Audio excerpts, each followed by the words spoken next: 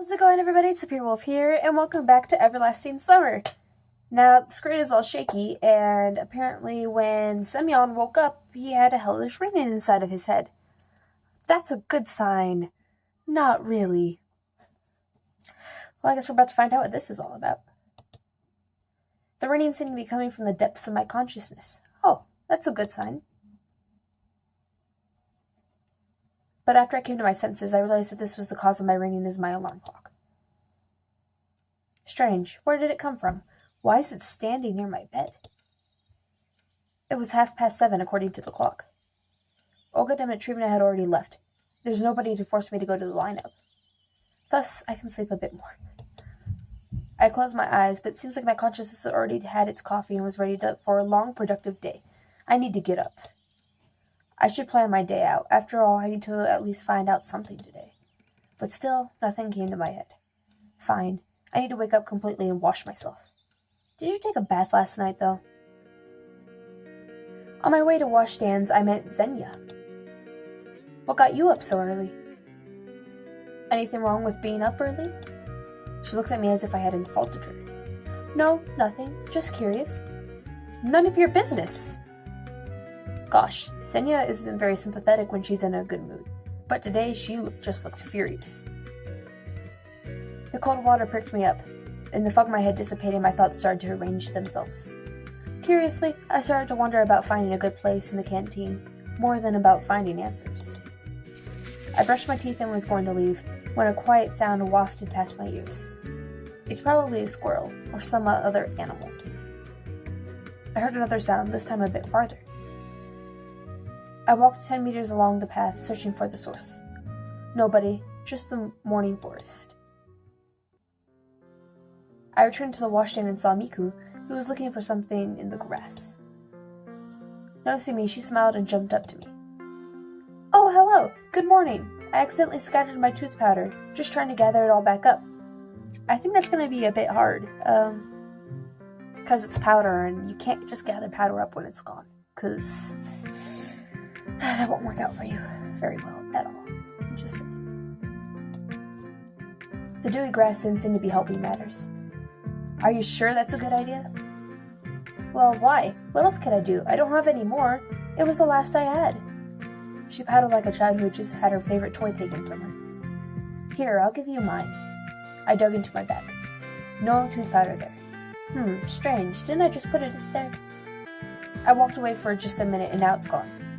Listen, it looks like I had forgotten it. I didn't want to tell her that I had just gone missing. Knowing the sensitivity of this girl, it was safe to assume that vanishing household goods would impress her so much that her brain would reset itself in order to avoid overheating. Well, I'll be off. Yeah, cheers. Visit me in the music club. I'm still alone there, but I... Miku's voice faded in the freshness of the summer morning far behind me. I don't know, I just got the biggest yandere vibe off of that, and I was just like, bye. Anyway. Getting back to the leader's cabin, I took my cell phone and looked at the battery meter. Enough power for a day, maybe even less. Of course, it won't help me much in here, but still. Finding a charger in the 80s would mean inventing it. Still, regardless, the morning was shining and beautiful. The bright sun was shining over the space at a time-displaced pioneer camp Solvanok, warming its residents and filling them with energy to spend the day productively. Or, in my case, to waste it in futile efforts to find an explanation for everything happening here. There was an unusually large crowd near the canteen. Of course, there was no other place in the camp that pioneers loved as much as a canteen, but why were they all crowding over on the porch? Messed up that sentence a good bunch. Okay, I came closer to find out what was going on. It looked like all the camp had gathered at the porch. There were all the familiar girls, Olga Dmitrievna and Electronic. They were having a lively discussion. I drew closer. Oh, Semyon! Have you seen Shurik today? Nope, what's the matter? We haven't been able to find him since early morning. Disappearing pioneers. Well, that's something new. But he was with you yesterday? She was talking to Electronic. Yes, he was. So you woke up this morning and he wasn't anywhere to be found? No. Why didn't you come to me immediately? Well, I thought he had gotten up earlier and went to wash up or something. Did he mention anything yesterday? Interjected Slavia. For example, that he was going somewhere, for instance? Nope. What exactly is so horrifying about that? It's only 9 a.m. He might have decided to go for a walk. You don't know Shurik. She looked over at me seriously. Well, no, I don't. But I didn't see anything suspicious in this situation. Okay, let's stop panicking. We'll find him. How could he miss breakfast? Oyana grinned. Exactly. Time to eat anyway. The pioneers proceeded into the canteen. Yet again, I had no choice where to fit in. The only free place was at the table with Alisa and Oyana. Great. That's great. Take a seat. She pointed at the chair next to her.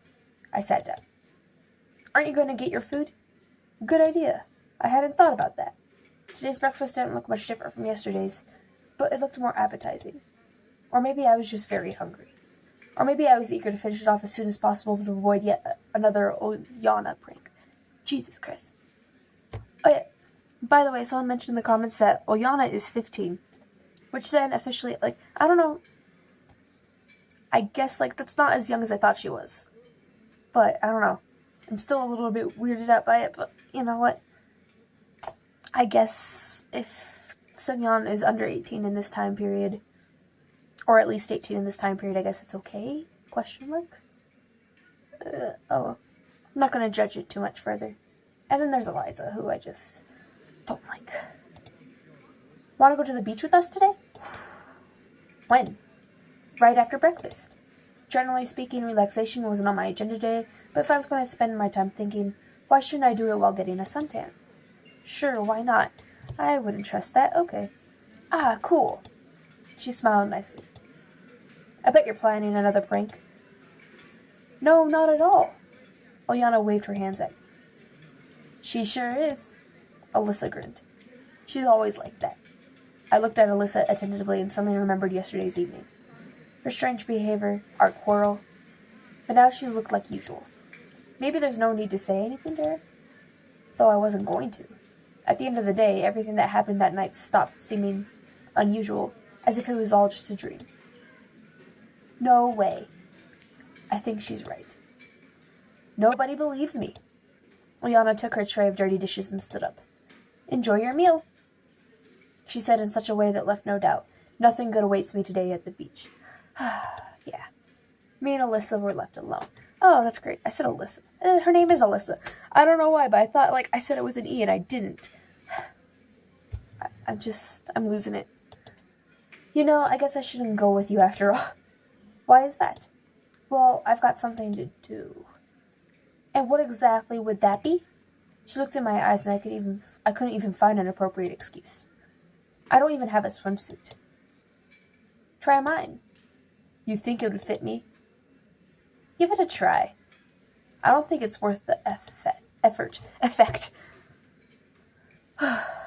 Don't be a wimp. We'll find you some swimming trunks. Those words only added to my fear. Wait for me by the canteen. I'll be back soon. Okay. There's nothing wrong with waiting for her, is there? There's a lot wrong, but okay. Finishing my breakfast, I left the building and sat on the stairs. Pioneers, all having their own business, hurried past me one by one. No one stopped by me. No one even looked in my direction. It seemed they didn't consider me as a stranger, but exactly the opposite. Just another teenager their age, their comrade, you could say. I caught myself thinking that I had started to consider this camp and its inhabitants with not as much caution as I had on the first day. He's getting mind-controlled by Olga Dmitrievna, and it's all aliens. That's the answer for everything unexplained is aliens. Indeed, Alisa was back in a couple minutes. Ready? Ready for what? She gave me the trunks. Though you could hardly call them trunks. Oh, that's great. They looked like pink boxers decorated with butterflies and flowers. Actually, they were boxers. I'm almost afraid to ask, but where did you get these? Too scared to put them on? Well, I have not the slightest intention of doing so. I appreciated her joke, but wasn't going to make myself a laughingstock. Put them on, she said roughly. Why don't you try them on instead of me? I think the color of this swimsuit would set off your eyes very nicely. Let's make a bet. I had no desire to accept her bets. No thanks. Alright, you either go to the beach wearing them or you swim naked. Weighing the pros and cons, even the second option seemed better than the first. Oh boy. I'm not planning to go anywhere at all. Then I'll tell everyone that you left these trunks in my cabin. Why would I do that? How should I know? She burst into laughter. Oh boy.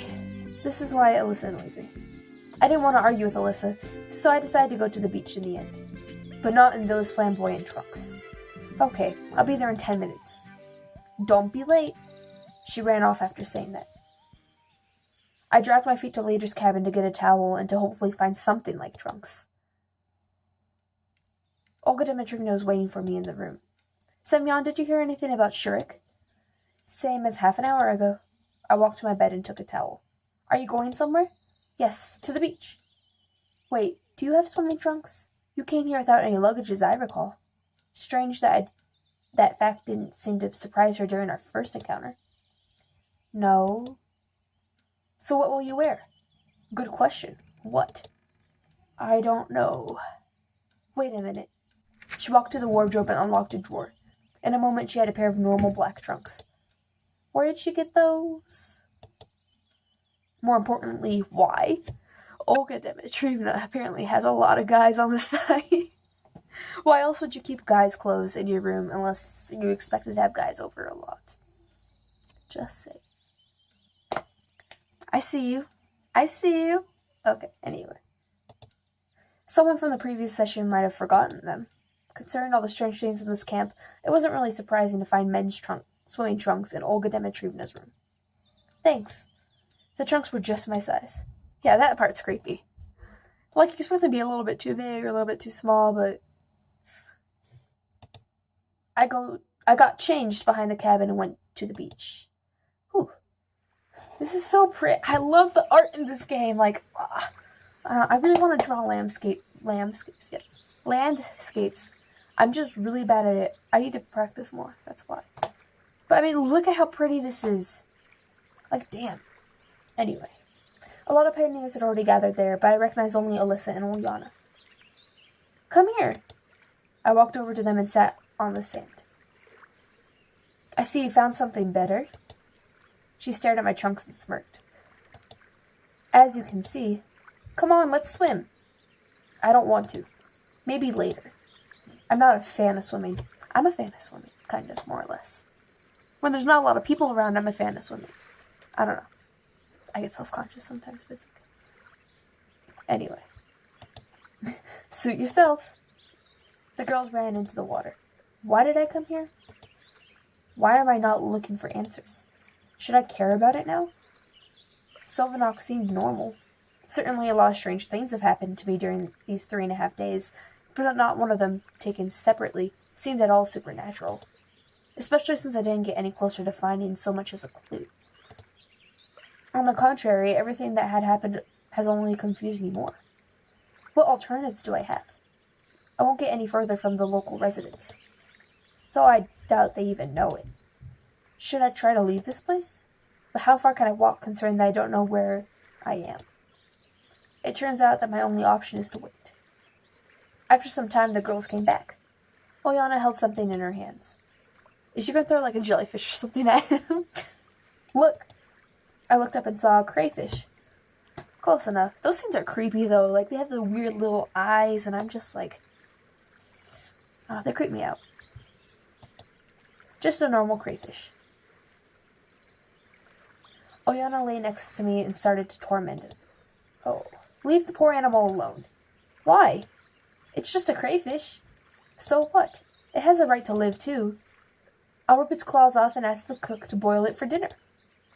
As if we have nothing else to eat. I looked at Alisa.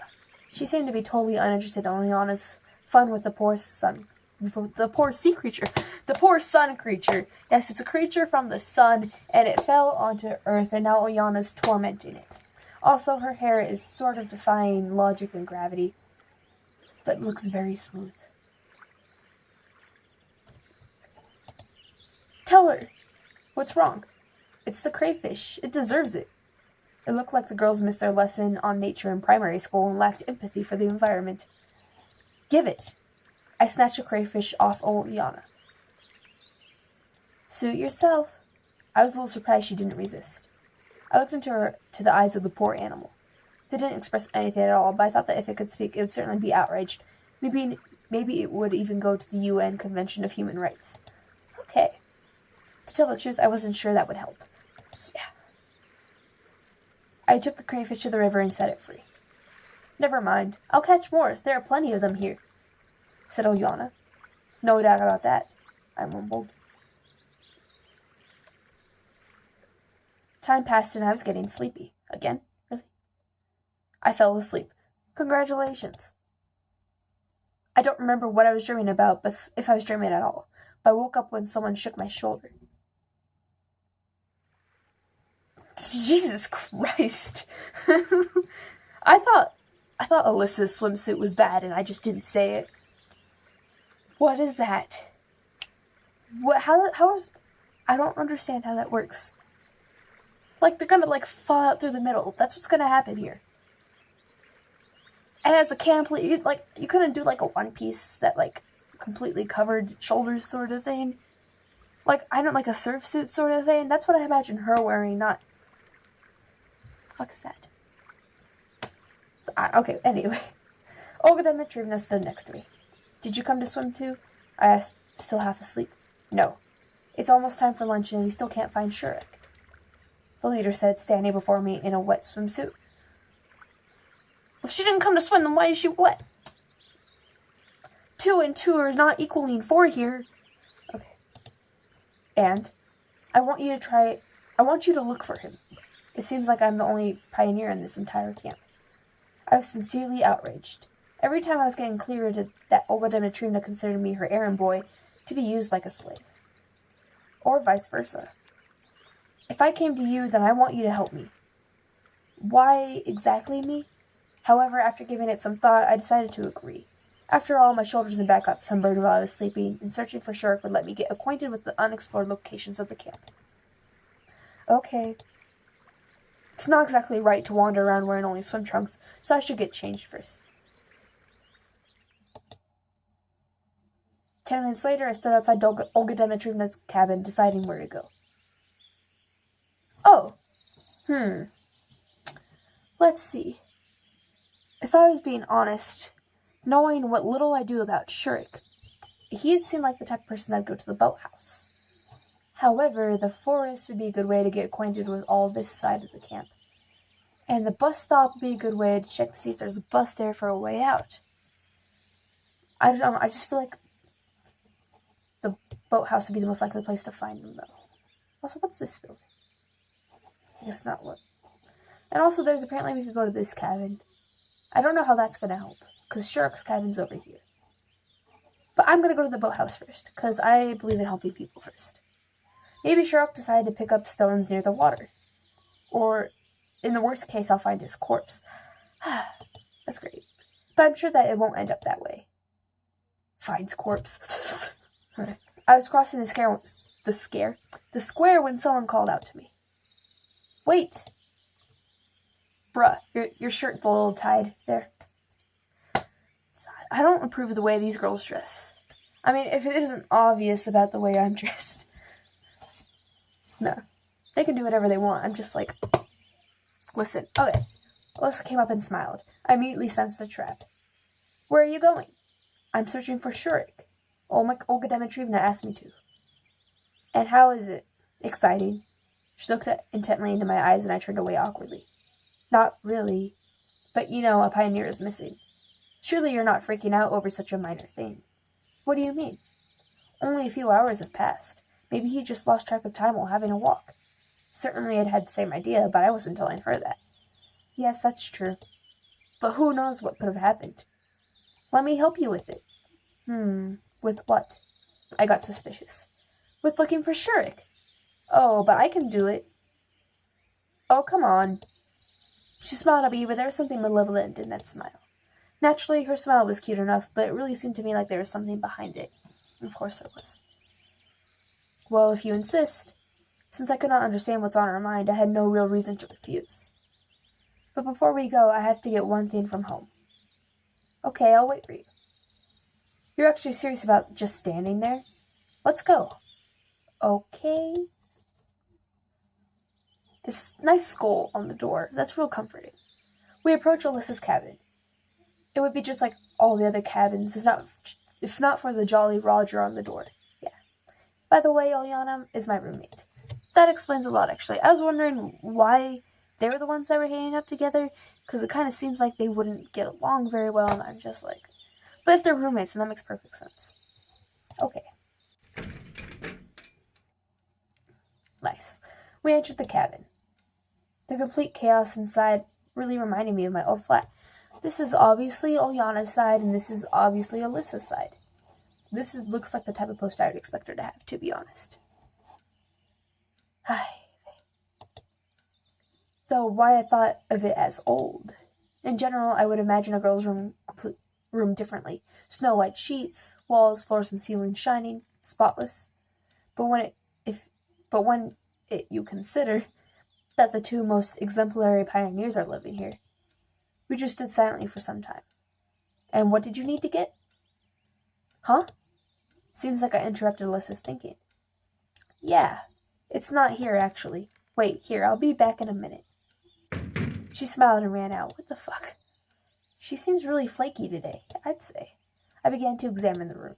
I wouldn't say that there had been any explosion. It was just a decent mess. Well, at least by looking at all this mess created in one pioneer session, I could truly say that I am not the messiest person in the world. A decoration of my apartment took years to be completed. I wasn't thinking about anything in particular, just looking around the room.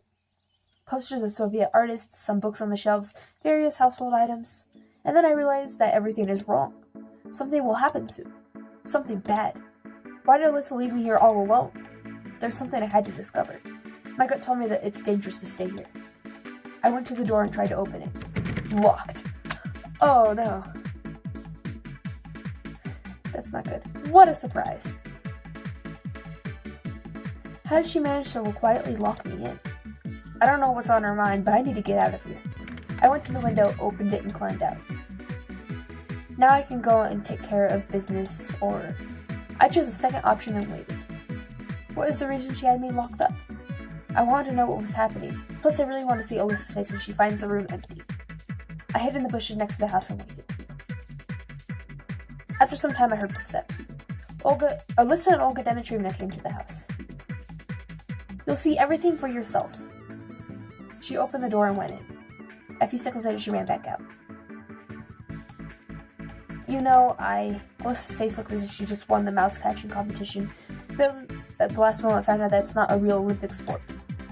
So he just disappeared, Olga Dimitrievna asked skeptically. I did the right thing by closing the window after myself. Oh no. I understand everything. Tevashivskaya? Oh god. You and your roommate, every time the same thing. Haven't you had enough yet? But it's true! Really? One story after another. Semyon's in your cabin, Semyon's harassing you. Why do you keep lying? That's horrible. Alisa seemed really upset, and to my surprise, was not trying to argue. On the other hand, it was funny to look at, but on the other, I felt a bit sorry for her. I'm not even going to try to say her last name. She deserves it, though. Hell yeah, she does. Our leader finally finished scolding her and left. Alisa was mad. She clenched her fist and trembled. Her face was flushed. She seemed to me like she was going to explode. I sat in the bushes and laughed quietly. However, I was wondering what was on her mind when I came out of my hiding place, not afraid of being beaten. So what exactly did you want to show the leader? Me? Elsa turned and looked at me with disbelief. After a moment, surprise turned to anger. You! What about me? She calmed down a bit. I want to take revenge. For what? Really, what did I do to this girl to warrant revenge? You beat me in cards. What a fantastic reason. No doubt. I see. Maybe I should apologize to you, I said sarcastically. Screw you! She went out to her house, slamming the door. I'm going to go ahead and end this episode here. Wow. We're pretty lucky that Semyon got out of there, because I'm pretty sure that would have looked really bad. And Alisa totally deserves it. And I still don't like her. But I don't know. Because I keep on getting wishy-washy about liking her and not liking her. Because like I said before, the whole hate to love thing is sort of cool. Slow burn, my thing. But at the same time, I don't know. I don't like her. It's one different, like, it's a different thing to hate someone and then fall in love with them. It's a different thing to hate someone and actively try to ruin their life and then fall in love with them, sort of thing. Then again, you could also say that the only reason she's tormented him is because she likes him. But hell, I don't know. I don't know Alisa. I'm not the same type of girl as Alisa, so I can't read her mind. So, yeah. I'm gonna end this here. I hope you all enjoyed. I hope you have a good day, and I'll see you guys with whatever I post next. So yeah.